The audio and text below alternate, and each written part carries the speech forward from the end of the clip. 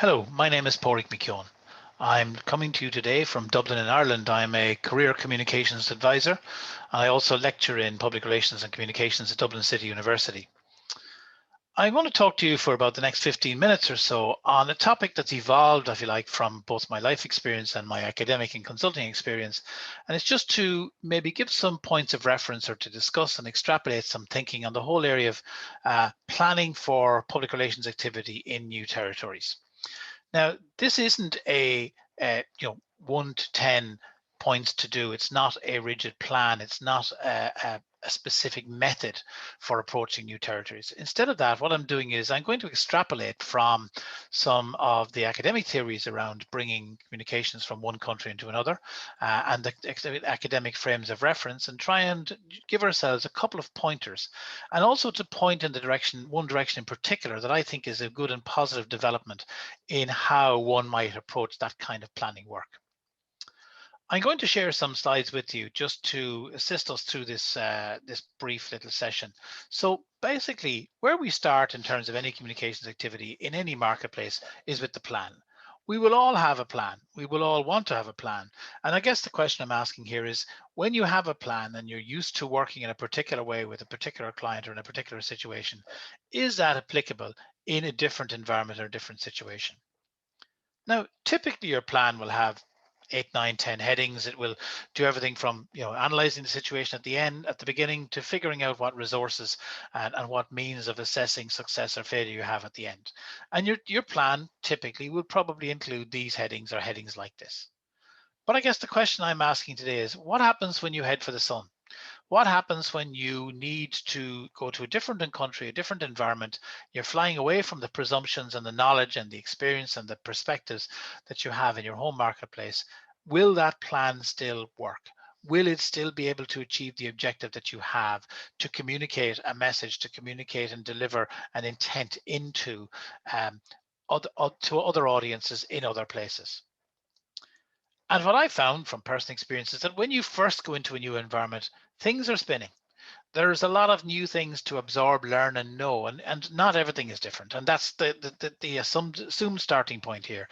The world you're going into, the environment you're going to work in, is going to be very different to the one that you've come from.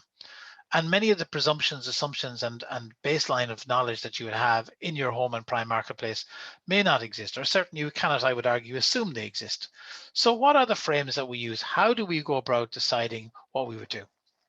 Well, there is a global theory. Now, the global theory is derived in an academic context as part of the Excellence Project back in the 1980s and early 90s. But ultimately, what it did was it looked at how one could apply appropriately a frame of reference to the work that one might try and do in a communication situation. It's to find some sort of a starting point by which to assess or guide. And I'm, as I say, not suggesting that this is a rigid framework, but it is a means of understanding the world. And it certainly is a mindset that I would suggest and direct people towards. Because what it does is it allows you to recognize the variations, and to understand the actual frames that are going on behind the scenes. It's not so much focusing on the detail, it's looking at the broad sweep of things, the general environmental factors that are influencing the market or the territory that you're moving into. Now, in its original formulation, there were 5 headings around that study brought forward as being the ones through which one should look at a communications project not in the local marketplace. Political ideology of the country, the economic system of the country, the degree or otherwise of activism of the country, the culture of the country, and the media system in the country. And those 5 were further refined into 3 headings, and that ultimately give us a little bit more substance around how we would look or assess a new environment or a new territory. The first thing would be look at the broad infrastructure for communication. So how does communication, how do messages delivered, how are they sent, how are they received, in terms of how the political system influences that, how the legal system influences that in terms of is there freedom of speech, and where is the role of the media in the particular country, and we'll come on to that a little bit more. The level of economic development, so I guess the extent to which it is a developed or developing or otherwise country. The level of social activism and the extent to which people have the opportunity to be socially active. Have they got freedom for speech? Have they got freedom of association? Have they got freedom of travel? All of those things are not to be taken for granted because every environment is different, and all of these things will impact on the way communication works. And this is what we're looking at here. How will communications work in this environment? Clearly, the media environment is a huge part of that. To what extent are the media free media? Are they controlled? Are they of different types? Are they all domestic or are they international focusing? Are they the subject? Are they invested in by international media organizations? So where does control lie in the media? And how is outreach done by the media? And what access is there for the citizen to the media? All of these are important things to consider when looking at how one would look at getting communication to work in a new environment. And then also we have to work at the societal culture and look and recognize the societal culture. And how does society do things? How do people read and think about what's going on? How do they take meaning from what is around them? And is it done on a collaborative, collective, community basis, or is it done in a different way? So these are among the questions that one has to ask. But also in the current environment, you've got to ask yourself the question, is that enough? Because our world has changed greatly. And these are frames of reference that were established in the 1980s, early 1990s. The world doesn't quite work that way, does it anymore? So we have to recognize that, communication, for example, is no longer limited by geography.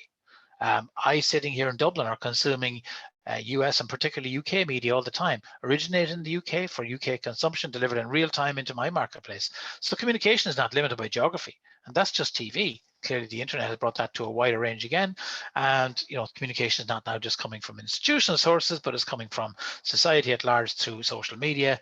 So communication is no longer limited by geography. The issues of the world are the issues of the country, and again, Ireland is a particularly globally open country, so we would have we are experiencing experiencing controversy around issues here in Ireland that are issues for everybody across the globe: climate action, diversity, social inclusion, security, public health in this current environment, etc. So global issues now mean that the way people consume information and the way they work with that information is much less limited by those kind of reference points for local media that might be, if you like, the preserve or the perceived perception of those global themes. And also the reality that our publics are not fixed. They form dynamically around the conversation that we're having all the time, and they're influenced by it, and they're influencing it. And that becomes a real part of the communications planning piece. And also to, I suppose, recognize that there are power imbalances between the public and organizations. And that will have to be at some level negotiated in any sort of a communications plan going into a new world. So with that in mind, and working last year with a colleague who is doing a master's dissertation in Dublin City University, Unisa Quaid, she looked at the whole area of the circuit of culture. And I think that's an interesting area to develop and follow, because the circuit of culture does give another way of understanding an environment. And it's a broad way of thinking rather than a prescriptive approach. Way of thinking about how an environment works, and particularly how meaning is formed, because ultimately communication requires that you define meaning. You give meaning to somebody for somebody. You give them something that they can understand by virtue of that added meaning, or they can bring with them and to another place by virtue of that added meaning. So meaning is an important part of it, and the circuit of culture has a very strong role to play in understanding that. So the concept of the circuit of culture is one where there are 5 moments that describe it of articulation, which combine to form meaning. Now, this is not a linear process. These are not 5 things that happen, one followed by another, followed by another. These are 5 things that are going all the time around us, but that they give or support the giving of meaning to any particular message, any particular story, any particular event. So it's to understand their existence as a way of influencing how that might be seen or heard. That's what we're about here, is to understand how the world works from a communications point of view. So to look at those 5 headings. The first is the idea of representation, that the meaning around something, and the meaning that is shared between people, comes through dialogue and discussion. And that also recognizes differences and imbalances, but it provides an environment within which they can be discussed. So the representation of them in that discussion, in that language, helps to frame them. And that becomes an important feature of the communications planning, because that's what we're ultimately trying to achieve. There's also the concept that production gives meaning to something. So what we produce or choose to produce, are the structures that we produce them in, are the structures that we house them in, are the structures that we organize through, all of elements of production. So we produce something, we stage something, and that gives meaning. That actually gives evident meaning for others to what it is that we're trying to do. There's the concept of consumption, that ultimately meaning derives from use. So I demonstrate clearly the relevance and value of something by consuming it and making it part of what I'm doing. Identity, which is really a drawing on both reproduction and consumption, because by observing how things are produced and how they're consumed, one gets a strong sense of where the important issues lie for a particular group of people or a population or a cohort. So, the identity, the sense of identity, and recognizing that there are multiple identities is a very important part. And then there's the concept of regulation, and there's both the formal regulation, banking, telecoms, pharmaceuticals, etc. But there's also informal reference points, so that one doesn't actually miss the fact that while there are formal regulatory organizations, informally society regulates people. It regulates them through media forms, it regulates them through reporting, it regulates them through what is regarded as common norms or common ground. So looking at that, it is, I say, not so much as a specific, to borrow from Sagan here in relation to science, but it's not a specific scientific body of knowledge. It's a broader way of thinking. It's thinking around what is culture about here? How is meaning formed? So, the way it's done around here is, and these are the influences on it. And adding that in on top of the consideration of the more, if you like, explicitly the hard stuff, the infrastructure for communication, the political discourse, the legal discourse, the role of media organizations, etc. So these give us important frames of reference for how to plan in an international market. But as well as that, the other thing we have to remember, and is very important if we're going into a new market, is the whole concept of ethics, and recognizing that there's a different challenge when you go into a new territory around ethics. But also, it is important. It is a challenge that is worth winning, because the leader and the organization that leads with a sense of ethics will find it quite, there will be a sustainability, if you like, to their engagement with the society around them that won't exist if they don't have a strong ethical compass. So I guess the challenge when you move into a new territory is to determine what is the standard, and how do you find that? Where and how do you determine what standards are? And recognizing there will be some particular challenges there, because there may be a difference. There may be a sense of polar opposites, indeed, between the ethical, what is considered to be ethically normal or ethically allowable in one country versus another, or one territory versus another. Well, it could happen even between city and town within the same jurisdiction. But there is clearly a sense of polarization, and people don't want to be left with emblems, or don't want to be put in a position that they have to act in a way that they wouldn't normally do. There's power in the development of global ethics, because it allows some people to do and not to do. So we have to define that. We have to understand it. We have to understand who it matters to, and we have to look at the concept of shared risk, and also the possibility that we might have unequally shared risk, because we want to do something. Therefore, we perhaps give a little bit more leeway to another party. But ultimately, it is about building a framework that is sensitive and is sustainable for the organization. That's what it really needs to do. And that's what gives you a strong sense of, a clarity, if you like, around ethics. Now, to take that forward a little bit more, how do we actually approach it? Well, ultimately, you need to understand culture to understand ethics, and you need to take a culture-centered approach, because ultimately, ethics is about, there's ethics at the level of the individual, there's ethics at the level of the organization, there's ethics at the level of the society. And to understand how all these are formed, you need to understand, if you like, what's driving people's thinking. And the cultural piece does drive people's thinking. We should be aware of that.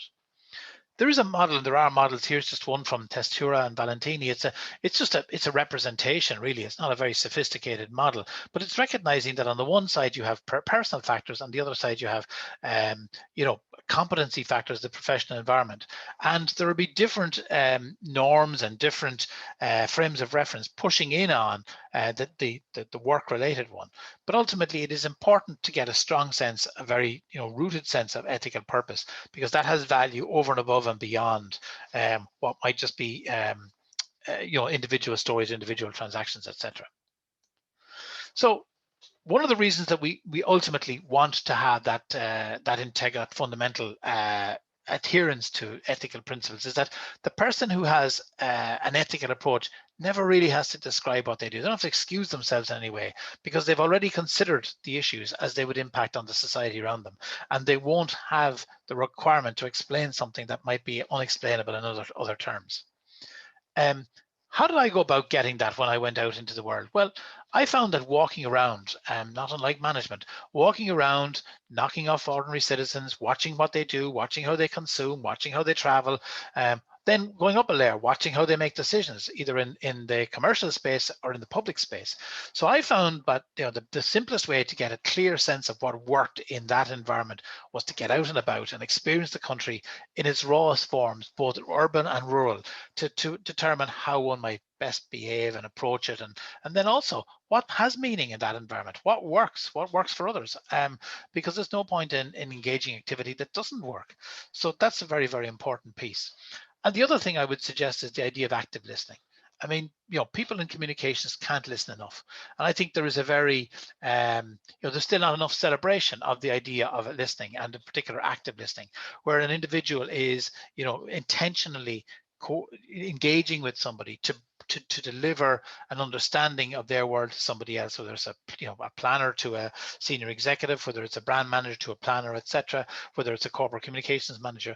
This, the idea of being always on listening and having a very strong filter for what's being said by key people is a critical part of what will make for an effective communications program. Because if you plan to what you've heard, you will invariably have an opportunity to deliver something that makes tangible difference.